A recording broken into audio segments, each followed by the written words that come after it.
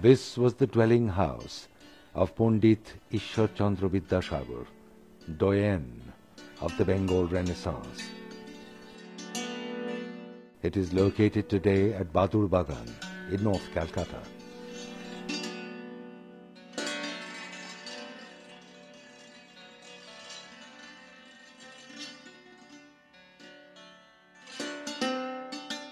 Actually, the 19th century Bengal Renaissance produced Ram Mohan Rai and Pundit Iswarchandra Vidyasagar, two men who symbolized virtually all the historical characteristics of the Indian Renaissance that represents the dawn between the passing of the dark medieval ages to the advent of the modern era. Bidyasagar was a man of learning with strong views, whose life touched upon different spheres of glory. His autobiography says, "I was born at about noon in the village of Birshingho on Tuesday, Ashwin the 12th, 1742 of the Bengali calendar.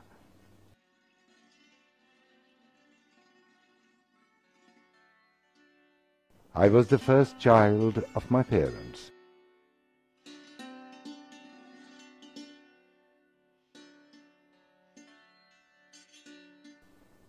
I turned 5. In Birshingho, there was a Pathshala for the elementary education of the village boys. It was run by Kalikanta Chattopadhyay.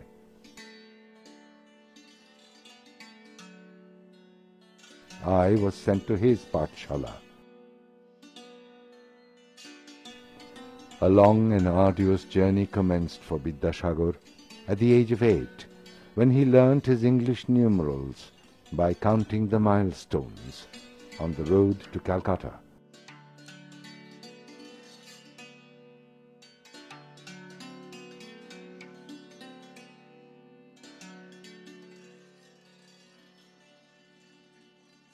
Appropriately, he later reckoned the diffusion of Western knowledge to be the first milestone on the path of social advancement. Iswarchandra Vidyasagar was brought to Kolkata in 1829 by his father Thakur Das. He was admitted to the Sanskrit College, where he studied Hindu philosophy and law, as well as Sanskrit grammar. In 1841, Bidyasagar finished his studies at the Sanskrit College and was conferred the honorary title of Bidyasagar. The Fort William College was founded in Calcutta in May 1800 for the purpose of teaching Indian languages to the newly recruited British writers of the East India Company. Lord Wellesley took the initiative to establish the college.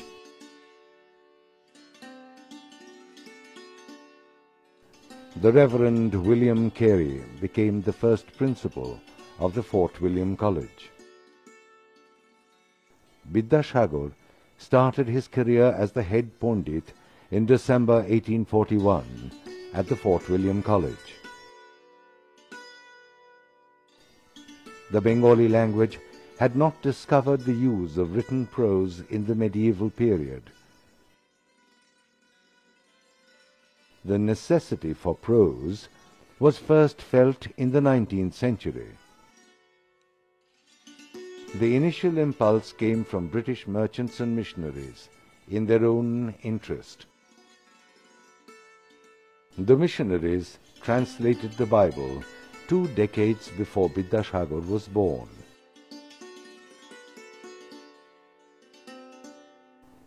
As poetry did not provide suitable text for imparting a practical knowledge of the spoken tongue, Carey's first task as the professor of Bengali at the college was to produce reading matter in elegant prose. At his instance, his fellow assistants were engaged in preparing prose text for the use of students of the college. The most talented among these writers were Ram Bosu and Mrityunjay Vidyalankar.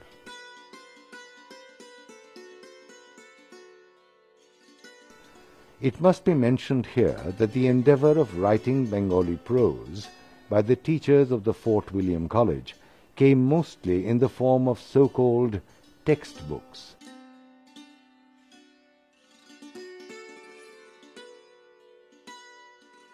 The foundations of structured and modern Bengali prose was shaped by Ram Mohan Rai in the second decade of the 19th century.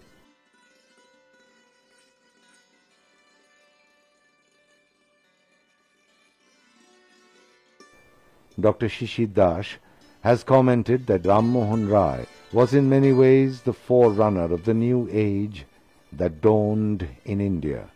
He was the first writer of Bengali prose outside the periphery of textbooks.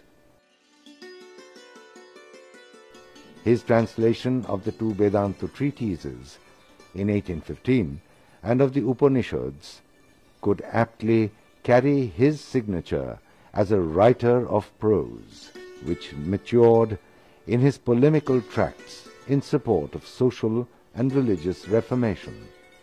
Yet his liveliest prose was never widely read. On the 5th of December 1850, Bidyasagar was appointed principal of the Sanskrit College. From 1847 to 1891, almost half a century, he was ceaselessly engaged in developing Bengali prose. We must admit that he was not a creative writer. His efforts to write Bengali prose were not aimed at the creation of a norm for the Bengali prose style that became the standard literary form. Yet Rabindranath acknowledged his great contribution to the creation of Bengali prose in his writing Charitra Puja. Rabindranath wrote, Bidyasagar was the first creative artist of modern Bengali prose. It is true that Bengali prose set out on its literary career before him, but he was the first writer who showed us the way of using Bengali language artistically. Before him, our language was like an unruly mob, beyond the writer's control. He brought it under control and created a new order of discipline on it by arranging the words properly, classifying them into different meaningful orders, relating the melody of prose with sense, making their usage in easy flowing manners, and enhanced them. He freed Bengali prose from the shackles of Sanskrit influence. Before Bidyasagar appeared on the literary scene, Bengali prose style was more or less controlled by the teachers of Fort William College, including William Carey. They were the makers of Bengali prose before the advent of Iswarchandra Vidyasagar. Though there were flashes of good prose writing in Mrityunjay Vidyalankar and Ram Bosu, the total amount of prose writing produced during that period lacked certain things, important things, which is essential for good prose. There is utter lack of syntactical skill or arrangement of words.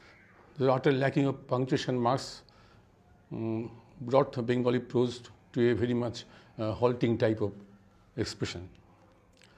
Most of the portion of the Bengali prose was Sanskritized, lengthy compound words, distant relationship between segments of a sentence. That were the most important drawbacks of our Bengali prose before Bidyasagar appeared on the scene. When he tried to follow the Hindi text Vidal Panchavinshati or Bhranti Vilas, Shakespeare Comedy of Errors, or Shakuntala Sitar Bonavas, he was very much cautious about the expression of the writing in Bengali. After analyzing the valuable observations of Rabindranath Tagore, we may come to certain conclusions about the prose style of Bidyasagar. It was Bidyasagar who first introduced certain acceptable norms for the construction of Bengali sentences and created a literary and melodious prose. An inherent flow of lyrical rhythm and sweet sonorous effect was first experienced in the prose style of Bidyasagar. Dr. Nilratan Sen commented that his prose was simple, graceful, and well proportionate above all. Bidyasagar was not a creative litterateur. He consciously never desired to be so. An out-and-out pragmatist, his prose writings testify to this opinion. His works may be classified into three broad categories. First, his first few books that were written as textbooks for the Fort William College. These include Prem Sagar and Betal Panchavinshati, both published in 1847. Betal Panchavinshati was an adaptation of a Sanskrit folk tale and was translated from Hindi. Betal কহিল, মহারাজ, মিথিলা নগরে গুণাধিপ নামে রাজা ছিলেন। দক্ষিণ দেশীয় শ্রবণ করিয়া কর্মের প্রার্থনায় তাহার রাজধানীতে উপস্থিত হইল। According to Dr. Ashit Kumar Bandyopadhyay, in the next phase, Bidyasagar devoted himself in translating some classics into Bengali. These are adaptations of Sanskrit or English writing. Shakuntala মনে মনে কহিতে লাগিলেন, কেন এই অপরিচিত ব্যক্তিকে নয়নগোচর করিয়া আমার মনে তপোবন বিরুদ্ধ ভাবের উদয় হইতেছে? এই বলিয়া তিনি তাহার নাম, ধাম, জাতি, ব্যবসায়াদির বিষয় সবিশেষ অবগত হইবার নিমিত্ত নিতান্ত উৎসুকা হইলেন। Shakuntala in 1854 adapted from the poet Kalidas, Sitar Bonobas in 1860 adapted from Uttar Ramcharit of Bhababhuti, and Bhranti Bilash in 1869 from Shakespeare's Comedy of Errors. They were exquisite examples of the prose of Bidyasagar, where he had been able to prove that he did have the ability to create literary works.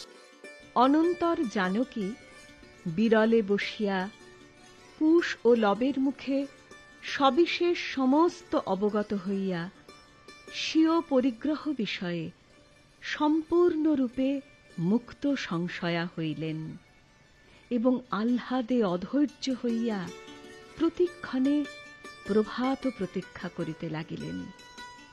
সমস্ত রাত্রি একবারও নয়ন মুদ্রিত করিতে পারিলেন না। Dr. Sukumar Sen pointed out that in his last phase of writing, two anonymous satirical sketches, Oti Olpo Hoilo and Abar Oti Olpo Hoilo, both published in 1873, represent his populist approach to prose. The style of these satires is smart, colloquial, and provides good reading.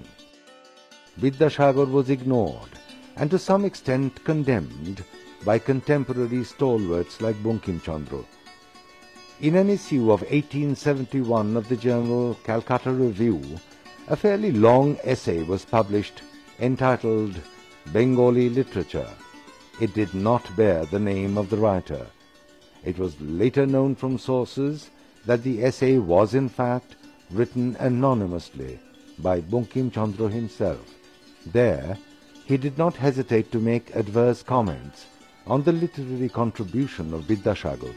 He wrote, "We deny that neither translation nor primer making evinces a high order of genius. and beyond translating or primer making, Vidyasagar has done nothing. Certainly one can note a strain of personal envy in this comment of Bankim Chandra.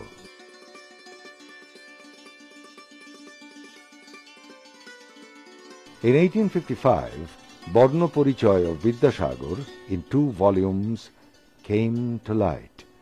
He provided the Bengali people with a new model of the Bengali alphabet and introduced a new method for acquiring knowledge of the language. Bidyasagar was, in a true sense, a great teacher of the Bengali language, beginning from its first lesson to the level of literature.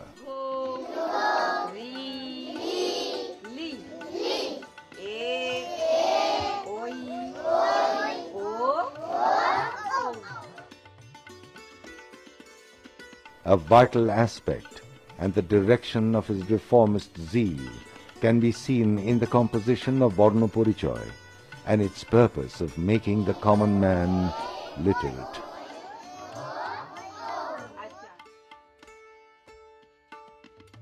In 1849, Shishu Shikha of Madan Mohan Torkalankar was published as a textbook in 2 volumes for children, as a result of the enthusiastic efforts of Bidyasagar.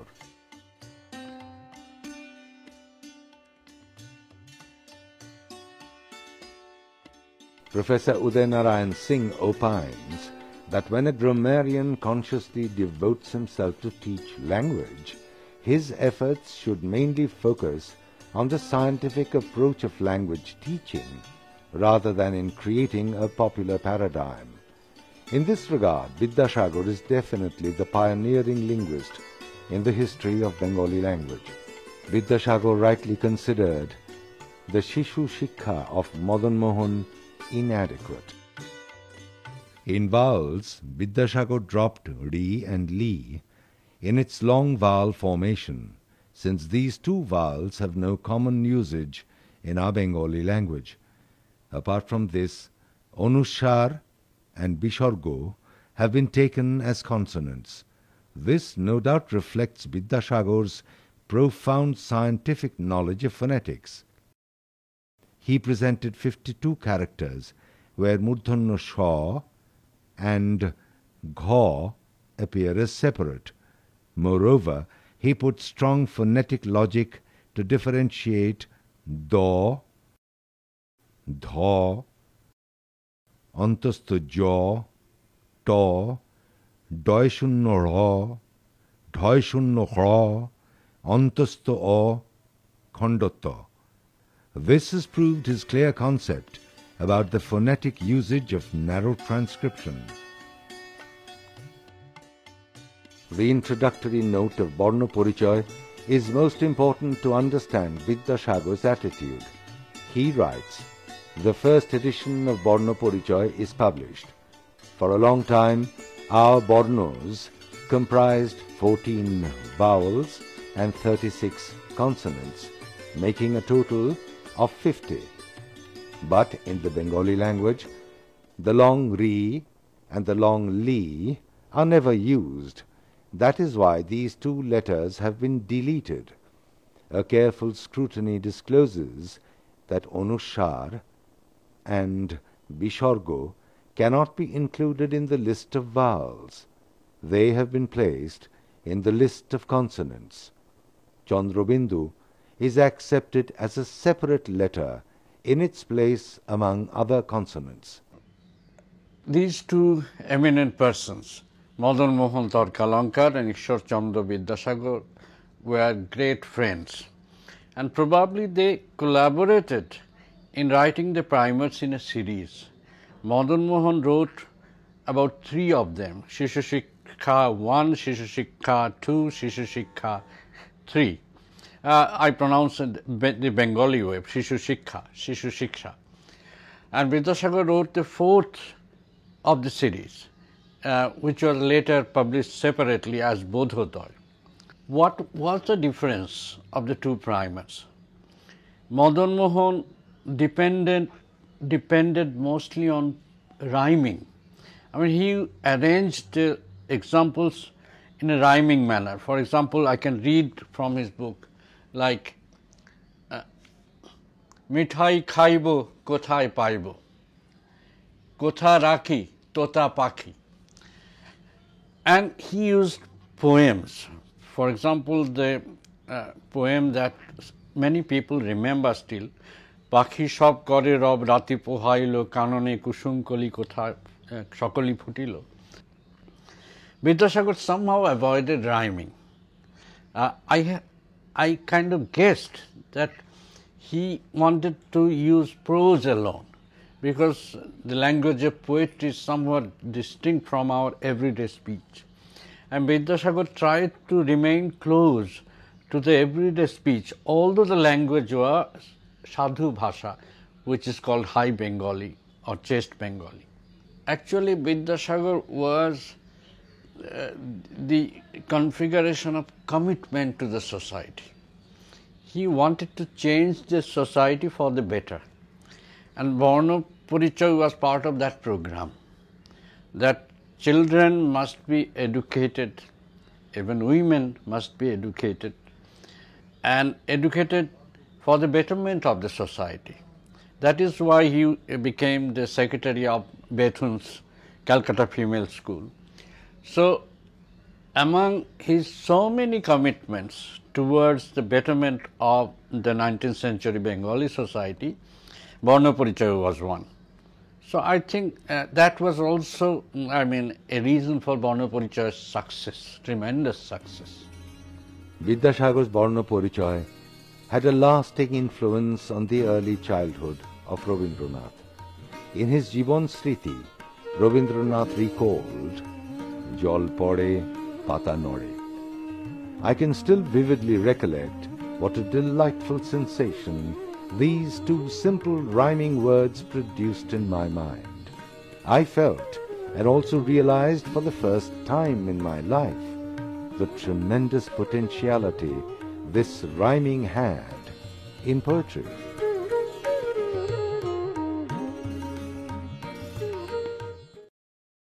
In course of time, Varna Parichaya proved itself more acceptable than Shishu Shikha. Bidyasagar felt the need for simple primary books for learning Bengali. Bodhodoy, Kathamala and Akhan Manjuri, among other books, were necessary for mass education, essential for the emancipation of the people from the darkness of medieval ignorance.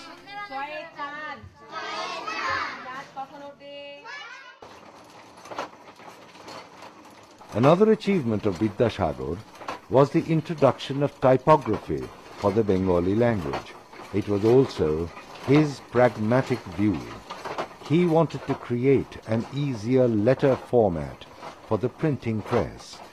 Therefore, the use of conjuncts and double consonants in Bengali has become easier to compose and print. It created a revolutionary change to the printed Bengali word. Bidyasagar was a typical Bengali in his choice of dress. He used to wear thick homespun clothes and never wore European dress. Madhusudhan Datta, the great poet, warmly wrote of him that Bidyasagar had the genius and the wisdom of an ancient sage, the energy of an Englishman, and the heart of a Bengali mother. Perhaps this is the greatest compliment given to Bidyasagar. Towards the end of his life, pained and disgusted by the deceit and hypocrisy of the very people whom he helped and served, he exiled himself to the deep and lovely woods of Karmatar.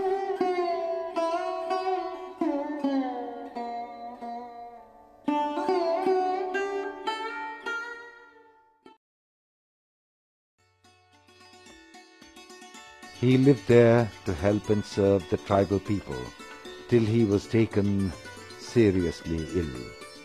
He used to spend a few weeks every year at Karmatar among his Sauntal friends.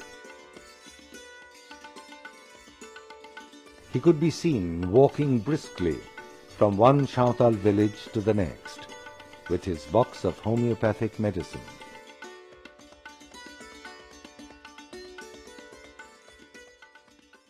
Bidyasagar was truly secular and a philanthropist. Before he passed away, he used to listen to Baul songs. The famous blind fakir Akhiluddin became very close to him.